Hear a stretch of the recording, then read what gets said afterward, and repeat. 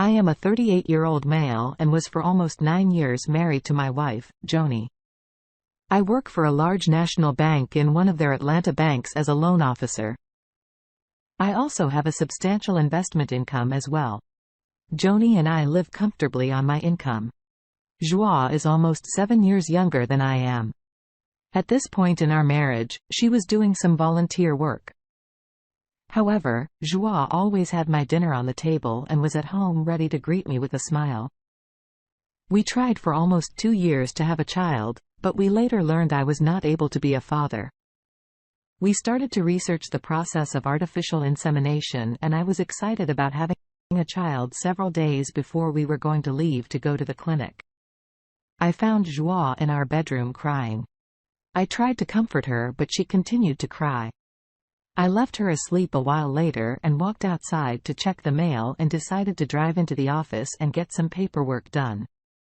When I got home, Joie was not there. No food, no note, nothing. I thought maybe she just took a drive and forgot about the time. So I called and had a pizza delivered by 9 p.m. I was concerned and started calling her friends and family. Nobody had heard anything from her. I tried to sleep that night but was unable to. The next morning I called my job and asked for a day off. I had already decided to go file a missing person report. When at about 11 a.m. Joni came home. I am not a hothead. I just asked for an explanation but was ignored as she walked into the bedroom and got into the shower. Joie simply was refusing to discuss the situation. And when I tried to get her to talk, I got it. "You don't owe me" reply. We did not take that trip to the fertility clinic. And for the next 2 weeks, I was living in a state of shock at how Joie had changed. I found that my job helped clear my mind. I was getting close to the end of my rope. By the end of that second week, I had made up my mind to go stay with my brother and just avoid Joie. My brother and I talked for several hours and he gave me the name and phone number of a great private investigator that worked in the Atlanta area. So I contacted this private investigator, paid him his fee and went back home. When I got there, Joie was cold and indifferent. I remember thinking, who is this stranger? Joie took over the master bedroom. So I slept in one of our other bedrooms. Then by chance I got a phone call from a doctor's office asking to speak to Joni. I said I was her husband and could deliver the message. All they said was have her call him? I hit red and learned that the call came from an OB/GYN clinic. I sat down and wrote a note for Joni to call the doctor's office. Then grabbed a beer and went to sit out on my patio wondering what the heck was going on. Fast forward. And it is almost a month later, Joni had asked me to come back to the master bedroom. But honestly, I stayed where I was. Then one day at work, the private investigator called me. He said we needed to meet. I asked, was it good or bad? He said it's bad. Very bad. We met about 2 hours later and he laid the entire thing out for me. Joie was sleeping with one of the local high school football coaches. He had video of them kissing in her head in his lap. Then I started to see what was happening. Joni was pregnant and her AP must have been the father. The private investigator said he needed to stay on the job for a bit longer because he wanted to follow the man some more to make sure he was not sleeping with another woman, and he told me to get tested as soon as possible. He was not charging me anymore. By this time, I was no longer angry. What I felt was more like relief.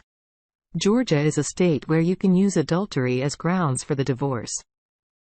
I had Joni dead to rights. I made an appointment with my attorney and he gave me a referral to one of the best divorce attorneys in Atlanta. I made an appointment and gave him all the videos and photos. He just smiled and asked me what I wanted to do. I told him I was done. I guess my inability to father a child might have driven her into another man's arms. The attorney stood up and said this was not my fault. He said the paperwork will be ready to file within a week. I paid him and left. By this time, the private investigator had identified Joni's a PS wife. She was a nurse at a local doctor's office. I took all my videos and photos and had them in an envelope. I walked into the clinic and asked for the wife when she came out. I noticed she looked older than I was and did not look good. I asked her if she had about 10 minutes to talk. It was almost as she was expecting me. She invited me back to a small break room and we talked for a few minutes. The videos were on DVDs, but I had enough photos to show her the truth. She said that this was the end of her marriage and I said it was the end of mine also. I called my attorney and he said he could handle both cases. We both agreed to hold off confrontations until all the divorces were served. What was funny was we were the primary earners in the marriages. She made almost double what he made and Joie did not have a job. So I went to work on the day. The papers were due to be served. All the process server told me was he expected to serve her around 2 p.m. About 20 minutes after 2, I got a call from Joie crying. "How could you do this?" I hummed up. I also was told by my attorney under no circumstances to move out of the home. By the time I got home, Joni had left. I got a call from the APS wife. He had also been served that day and was upset. Joie was from Asheville, North Carolina and was on her way there. The next day I packed all her things and boxed them in my garage. By this time, I had taken steps to disable all of Joni's plastic and remove her ability to get cash out of an ATM. I had Joni on 2 divorce grounds under Georgia law. She had been impregnated by her AP and she had committed adultery. The APS wife Carol and I would talk some along the way. Her husband was fighting her on everything. She was fighting depression. And to be honest, by this time, so was I. Then one day Joie came back and tried to get in the house. She had discovered I had changed the locks and disabled the garage door opener. She called me demanding to be let inside. I called my attorney and he called the sheriff's office and they got there a few minutes after I did. Then my attorney also arrived and told the deputies who he was and that Joie had abandoned the marital home. She broke down crying and really started to sob. I told her I would pay for a rental truck to load her things in, but she was not living in my home anymore. By this time, Carol had made her husband leave their home. Joni told me she was not interested in my help and would get her things. Shot me. The bird got in her car and left. She did hire an attorney who scheduled a meeting to discuss the divorce. He first wanted to know about marriage counseling and possible reconciliation. I shot that down. Then finally I learned where Joni had gone that day. She had driven almost 200 miles away to get an abortion. The more she talked the sicker. I got the attorney made an offer of an uncontested divorce if I gave her the house and half of my investments and kept her on my health insurance. My attorney simply said, "We will see you in court." I called Carol a few days later and she said her husband finally gave up and basically gave up all claims to everything but his clothes, most of the electronics in the house and both his car and Honda motorcycle. I later learned he quit working for that school system and got a job teaching in South Georgia. I had 2 meetings with my attorney and he told me getting the house will be tough. Joie has no job and most judges won't put them out on the streets. Otherwise he felt good that I would walk away with no support and all my investments intact. When the day of our hearing came, I guess somebody was looking after me because I saw Carol in the courtroom. My attorney laid out my case and took a few minutes showing the judge the video and photos. The private investigator was there to testify. He took them. Here is where things got a bit weird. Joni told the judge I was physically and mentally abusive. I knew this was BS.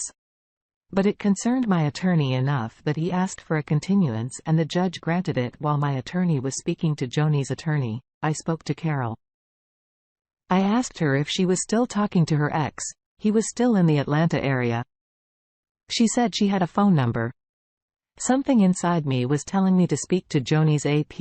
It was almost like I was being driven to do it. I called him and we spoke for a moment and he surprised me by agreeing to go have a short chat. The first thing he said was, "I am ashamed of what I did. My actions destroyed 2 homes." I asked him if Johnny had ever said anything to him about me being abusive. He looked at me with a surprised look, then said, "Joie had said many times that I did not do anything to deserve being cheated on like that. And that one day she will have to go to confession." I asked him if he would be willing to testify to those conversations. He said it was the least he could do so. The day comes for our final hearing. My attorney told him to stay out in the hallway, and he advised her attorney. He had a rebuttal witness. A funny thing happened. Joni decided to drop everything and leave. The judge said, "Not so fast. You made some serious allegations against your husband. And as a judge, I have an obligation to hear them out." There was some back and forth between the judge, the attorney and Joni. The short of it was Joni admitted to committing perjury when it was done. The judge called the recess for an hour and said he would return with his findings when he came back. He asked Joni's attorney to explain to him why he should not hold her in contempt for perjury. The attorney got Joni to stand up to apologize. But the judge pointed to me and said, "He is the one you should apologize to." The judge asked me if Joni's car was paid off. I said, yes, it was. He didn't ask me if Johnny had any revolving credit balances. I said, "Not any that I know of." Then the judge took off his glasses and leaned back for a moment.